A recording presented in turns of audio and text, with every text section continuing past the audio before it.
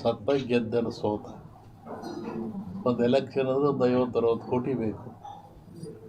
ಮತ್ತು ಹೆಂಗೆ ನೈಜ ರಾಜಕಾರಣ ಅಪೇಕ್ಷೆ ಪಡ್ತೇನೆ. 20 ದಿವಸ ಹಿಂದೆ ನಾನು ಧಾರವಾಡದಲ್ಲಿ ಹೇಳಿದ್ದೆ. ನಾನು ಈ ಥರ ಮಳೆ ಆಗುತ್ತೆ, ಭೂಮಿ ಕಂಪಿಸುತ್ತೆ, ಗುಡ್ಡಗಳು ಬೀಳ್ತವೆ, ಜನಗಳು ಸಾಯ್ತಾರೆ, ರೋಗ ರುಜಿನಗಳು ಹೆಚ್ಚಾಗ್ತವೆ.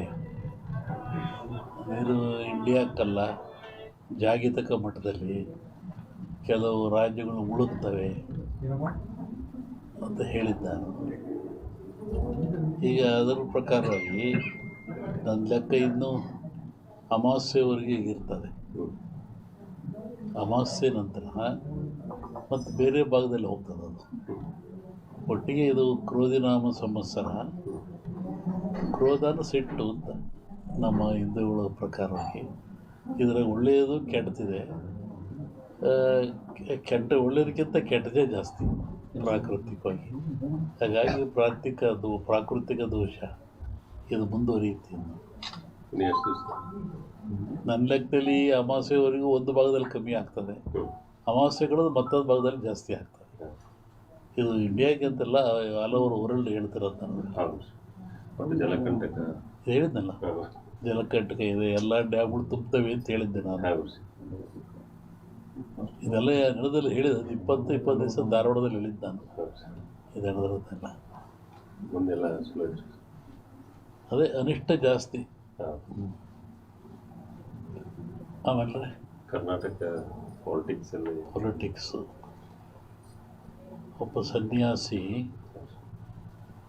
ತಪಸ್ಸಿ ಕೂತಿದ್ದಂತೆ. ಒಬ್ಬ ಬೇಡ ಒಂದು ಜಿಂಕೆ ಬಂದಂತೆ ಕೊಲ್ಲಕ್ಕೆ ಅಂತ. ಅವನ ಮುಂದೆ ಹೋಯ್ತಂಥದ್ದು ಜಿಂಕೆ. ಅವನು ಬೇಡ ಬಂದ, ಏನು ಸ್ವಾಮಿ ಇಲ್ಲಿ ಜಿಂಕೆ ಓತ ಅಂತ ಕೇಳ್ದ. ಇವನು ಹೇಳಿ ಕೇಳಿ ಸನ್ಯಾಸಿ ಅವನಂದ, ಈ ಓತು ಅಂತ ಹೇಳ್ಬಿಟ್ರೆ ಕೊಂದು ಬಿಡ್ತಾನೆ. ಆ ಕೊಂದು ಪಾಪ ನನಗೆ ಬಂದುಬಿಡುತ್ತೆ. ಇಲ್ಲ ಅಂತ ಹೇಳಿದ್ರೆ ಸುಳ್ಳು ಹೇಳಿದ ಪಾಪನೂ ಬರುತ್ತೆ ನನಗೆ, ಏನು ಮಾಡೋದು ಅಂತ ಯೋಚನೆ ಮಾಡಿದ್ದಂತ. ಆಮೇಲೆ ಮತ್ತೆ ಅವನ ಆಸೆ ಕೇಳಿ, ಎಲ್ರಿಗೊಂದು ಹೇಳ್ರಿ ಇದ್ರಿ ಸ್ವಾಮಿಗಳು ಇಲ್ಲೇ ಓತಲ್ಲ. ಅದಕ್ಕೆ ಅವನು ಸನ್ಯಾಸಿ ಹೇಳಿದಂತೆ, ಯಾವುದು ನೋಡ್ತು ಅದಕ್ಕೆ ಮಾತಾಡೋಕ್ಕೆ ಬರಲ್ಲ, ಯಾವುದು ಮಾತಾಡ್ತು ಅದು ನೋಡಲಿಲ್ಲ, ಏನು ಮಾಡಪ್ಪ ನಾನು. ಕಣ್ಣು ನೋಡ್ತು, ನಿನಗೆ ಕಣ್ಣೇ ಹೇಳಬೇಕು ಓತು ಅಂತ, ಅದು ಮಾತಾಡಲ್ಲ.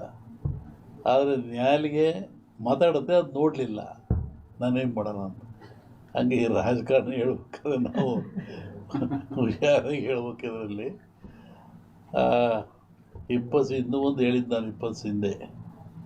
ಮಹಾಭಾರತದ ಸನ್ನಿವೇಶ ತಗೊಂಡು ವೀರನಾಗಿರ್ತಕ್ಕಂಥ ಅಭಿಮನ್ಯುವನ್ನು ಕಾರಣ ಎಲ್ಲ ಸೇರಿ ಆ ಬಿಲ್ಲಿನ ದಾನವನ್ನು ಕಟ್ಟು ಮಾಡಿ ಅವನು ಮೋಸದಲ್ಲಿ ಕೊಲ್ತಾರೆ ಅಂತ.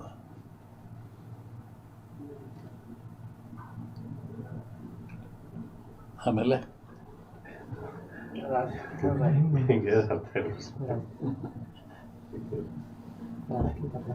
ಸಂಸತ್ನಲ್ಲಿ ಅದನ್ನ ಅಂದಾರ, ರಾಹುಲ್ ಗಾಂಧಿ ಅದನ್ನ ಅಂದಾರ ಸಂಸತ್ನಲ್ಲಿ. ರಾಷ್ಟ್ರ ರಾಜಕಾರಣದ ಬಗ್ಗೆ ಹೇಳೋದಾದ್ರೆ, ಅಲ್ಲೂ ಮಹಾಭಾರತದಲ್ಲಿ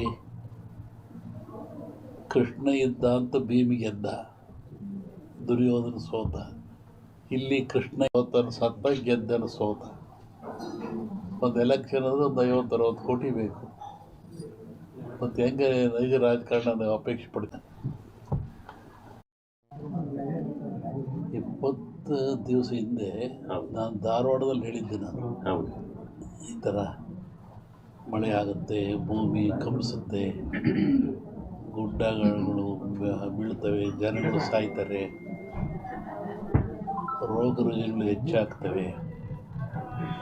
ನೀರು ಇಂಡಿಯಾಕ್ಕಲ್ಲ, ಜಾಗತಿಕ ಮಟ್ಟದಲ್ಲಿ ಕೆಲವು ರಾಜ್ಯಗಳು ಮುಳುಗ್ತವೆ ಅಂತ ಹೇಳಿದ್ದ ನಾನು. ಈಗ ಅದರ ಪ್ರಕಾರವಾಗಿ ನನ್ನ ಲೆಕ್ಕ ಇನ್ನೂ ಅಮಾವಾಸ್ಯೆವರೆಗೆ ಇರ್ತದೆ.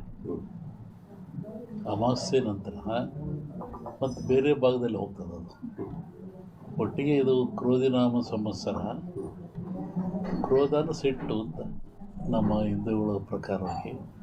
ಇದರ ಒಳ್ಳೆಯದು ಕೆಟ್ಟದಿದೆ. ಒಳ್ಳೆಯದಕ್ಕಿಂತ ಕೆಟ್ಟದೇ ಜಾಸ್ತಿ ಪ್ರಾಕೃತಿಕವಾಗಿ. ಹಾಗಾಗಿ ಪ್ರಾಕೃತಿಕ ದೋಷ ಇದು ಮುಂದುವರಿಯುತ್ತೆ. ನನ್ನ ಲೆಕ್ಕದಲ್ಲಿ ಅಮಾವಾಸ್ಯೆವರೆಗೂ ಒಂದು ಭಾಗದಲ್ಲಿ ಕಮ್ಮಿ ಆಗ್ತದೆ, ಅಮಾವಾಸ್ಯೆಗಳು ಮತ್ತೊಂದು ಭಾಗದಲ್ಲಿ ಜಾಸ್ತಿ ಆಗ್ತದೆ. ಇದು ಇಂಡಿಯಾಗೆ ಅಂತೆಲ್ಲ ಹಲವರು ವರ್ಲ್ಡ್ ಹೇಳ್ತಿರೋದು ನಾನು ಹೇಳಿದ್ನಲ್ಲ.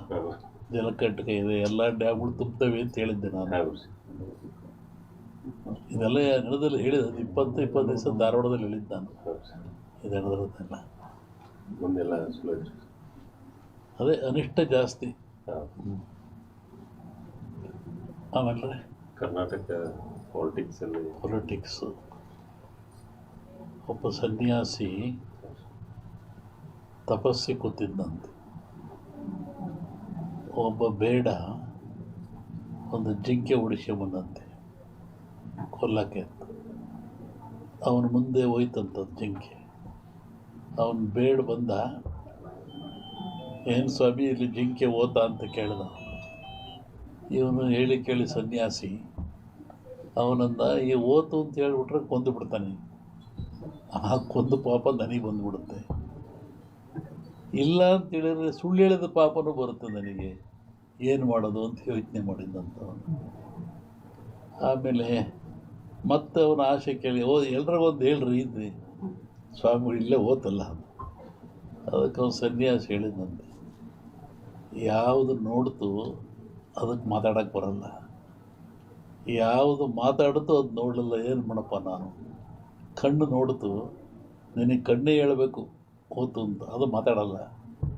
ಆದರೆ ನ್ಯಾಲಿಗೆ ಮಾತಾಡುತ್ತೆ, ಅದು ನೋಡಲಿಲ್ಲ, ನಾನೇನು ಮಾಡೋಣ ಅಂತ. ಹಂಗೆ ಈ ರಾಜಕಾರಣ ಹೇಳ್ಬೇಕಾದ್ರೆ ನಾವು ಹುಷಾರಾಗಿ ಹೇಳ್ಬೇಕಿದ್ರಲ್ಲಿ.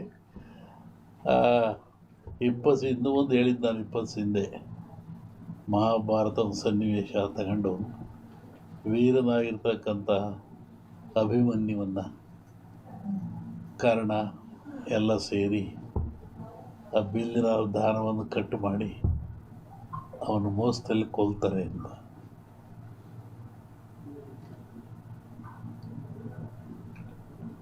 ಆಮೇಲೆ